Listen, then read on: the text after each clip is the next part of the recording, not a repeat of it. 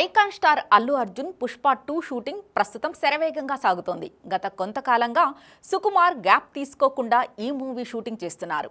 ఇప్పటికే కీలకమైన climax action sequence ని తెరకెక్కించారు. ఇప్పుడు రామోజీ ఫిలిం సిటీలో పుష్ప 2 షూటింగ్ జరుగుతోంది.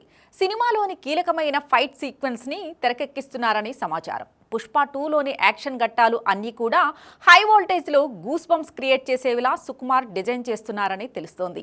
ఇదిలా ఉంటే ఈ సినిమాలో మొత్తం 4 పాటలు ఉంటాయని తెలుస్తోంది. అందులో ఇప్పటికే 2 సాంగ్స్కి రిలీజ్ చేశారు. ఈ సాంగ్స్కి సూపర్ రెస్పాన్స్ వచ్చింది. మిగిలిన 2 సాంగ్స్లో ఒకటి ఐటెం పాటగా ఉండబోతుంది. దాంతోపాటు జాతర బ్యాక్డ్రాప్లో ఒక సాంగ్ని చిత్రీకరించారట.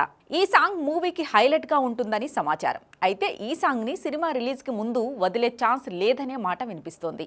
కేవలం ఈ జాతర సాంగ్ని థియేటర్స్లోనే ఆడియన్స్ ఎక్స్పీరియన్స్ చేయాలని సుకుమార్ అనుకుంటున్నారంట. అందుకే ఈ సాంగ్కి ముందస్తుగా రిలీజ్ చేసే ప్రయత్నం చేయడం లేదనే టాక్ నడుస్తోంది. మూవీ రిలీజ్ తర్వాత జాతర సాంగ్ సెన్సేషన్ అవుతుందని మేకర్స్ అంచనా వేస్తున్నారు. అలాగే జాతర బ్యాక్డ్రాప్లోనే యాక్షన్ ఘట్టాలు కూడా అద్భుతంగా వచ్చినట్లు తెలుస్తుంది. మ్యాక్సిమం పుష్ప 2 షూటింగ్ అక్టోబర్ నెల ఆఖరికి కంప్లీట్ చేయొచ్చనే ఇండస్ట్రీ వర్గాల్లో అనుకుంటున్నారు. తరువాత మూవీ ప్రమోషన్స్పై మేకర్స్ ఫోకస్ చేయనున్నారు.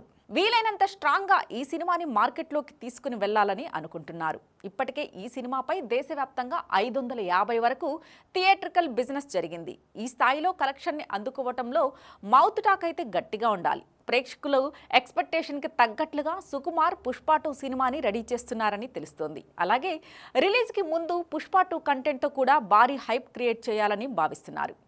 అన్నీ అనుకున్నట్లు జరిగితే ఈ సినిమా 2024లో అతి పెద్ద ప్రాజెక్టుగా మారుతుంది. కంటెంట్ ప్రేక్షకులు ఎక్స్పెక్టేషన్స్ అందుకుంటే అత్యధిక వసూళ్లు అందుకునే చిత్రంగా కూడా మారే అవకాశం ఉందని ట్రేడ్ పండితులు అంచనా వేస్తున్నారు.